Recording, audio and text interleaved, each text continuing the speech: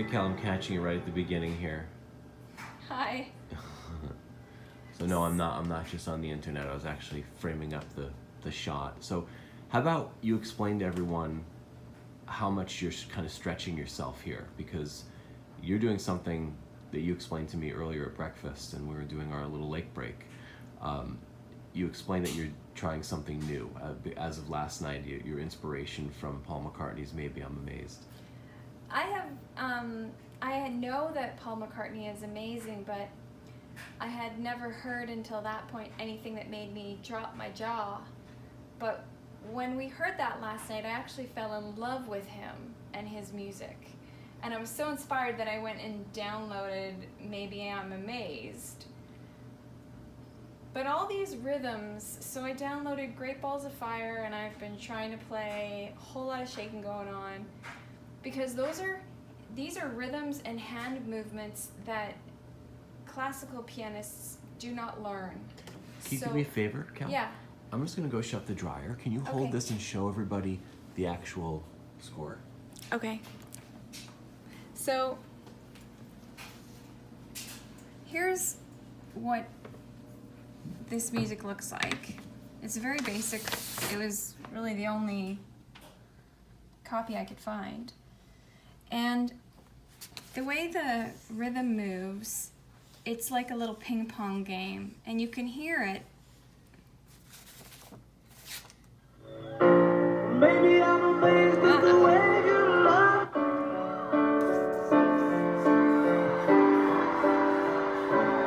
Then he puts in a run. And he puts in a trill, which is not there either. Maybe I'm amazed And then there's this, at the way you love me all the time. but it's a back and forth between the Maybe I'm hands. afraid of the way I love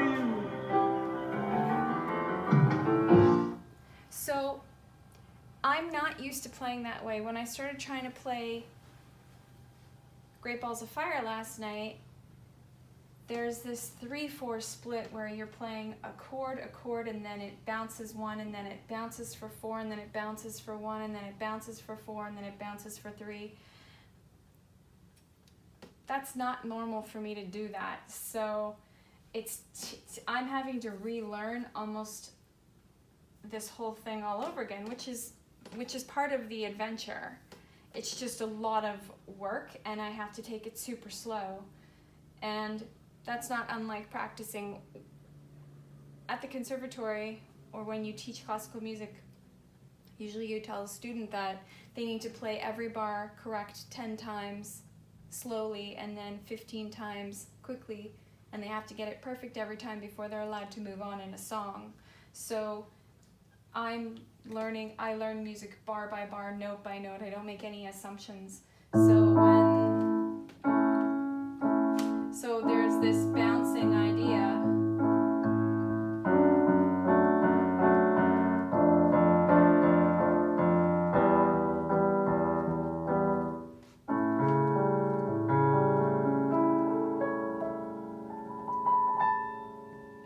Cool. Wow, I didn't hear that today. When did you pick that up? This morning by listening. Cool. And I have to think about it, so it's taking me a lot longer to learn the Dream Theater music, and it's taking me a lot longer to learn Great Balls of Fire, because the rhythm is so important, and it's just not in me. Mm-hmm. So there's this bouncing action that I've been watching when the keyboardists and the pianists of all these amazing bands are playing, their hands are rush. The hands are bouncing around, and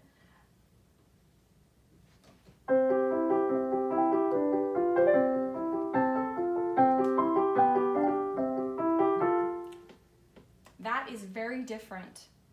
It's very rigid. And when you have long runs in music as a classical pianist, you're taught to be still. It doesn't work with this. There's a bouncing action. I was watching Jerry Lee Lewis yesterday play Great Balls of Fire when he kicks the bench out, and he stood up. So I started playing. I didn't kick my bench, but I started standing up, and I realized when he elevates, he has a completely different level of purchase. Same with Jordan Rudness. I've said it hundreds of times. There's a reason why all of these musicians are doing everything that they're doing. It's completely on purpose. And it made more sense to play Great Balls of Fire elevated because of the structure of the music. So I've been playing it standing up. Rock and roll. Wow. That's what it is, baby. It's He's rock and shaking a roll. lot. It's rock and roll. But I see the reason for that.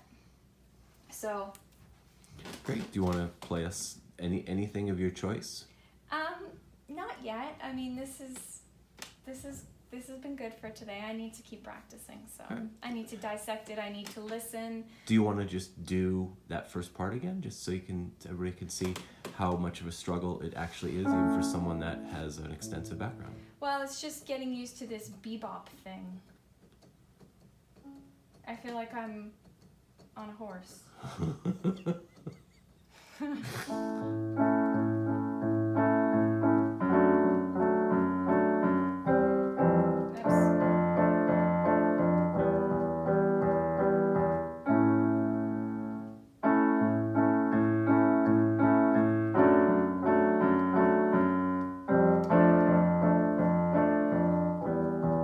And I have to slow down because he doesn't play that fast. See how slow he is? So the mistake of all new musicians is they go too quickly and their teachers spend way too much time telling them to slow down, so I need to slow down.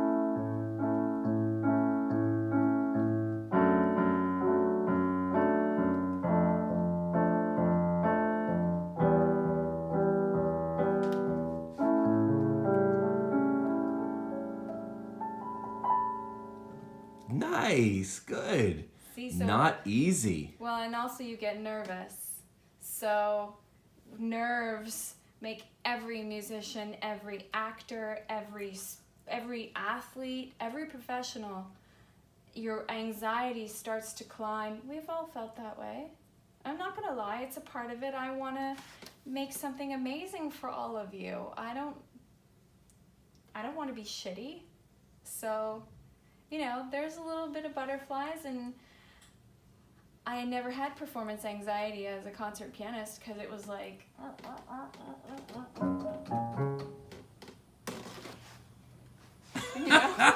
Forgot to flip your tails.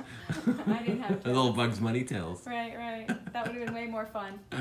So, this is completely different. Yeah. But the more I do it, and the more I remember to slow down, gives me time to think, gives me time to feel the music, which I never did before.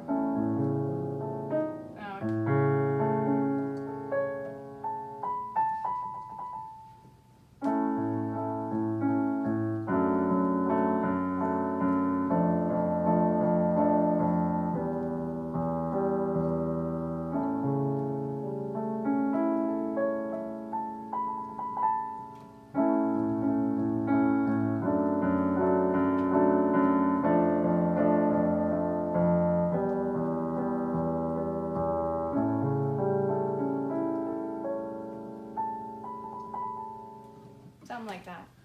Fantastic. Thanks. Fantastic. Anything else you want to say about Susie? Oh, Susie, she got a bit of a little dress-up outfit going on, and every time I walk into the dining room, I see the little stars glittering at night. We have these little running lights. I don't know if you can see them, but Rich has decked out the house in all these really super cool running lights that change colors.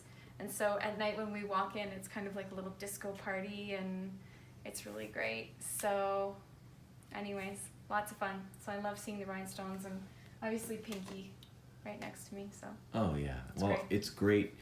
I'm sure everybody's appreciating you allowing us to have a kind of a sneak peek and a glimpse into your creative and learning process. Thank And you. I know how high your standards are for everything. yes. And it's nice to allow us to really come into your world because, Thanks.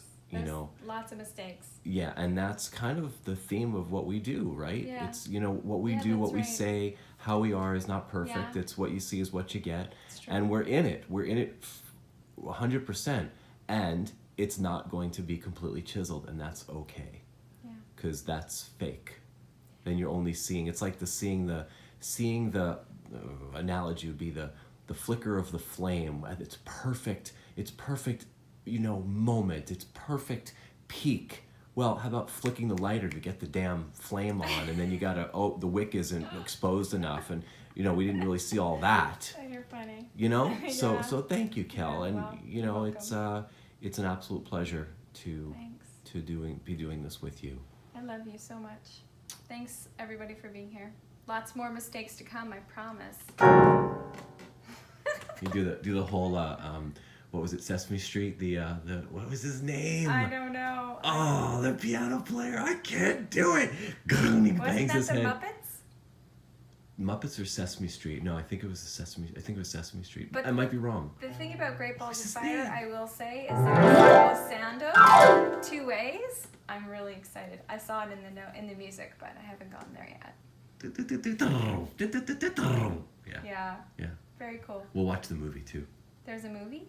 There is. Really? Oh yeah, I think it's Dennis Quaid. Yeah.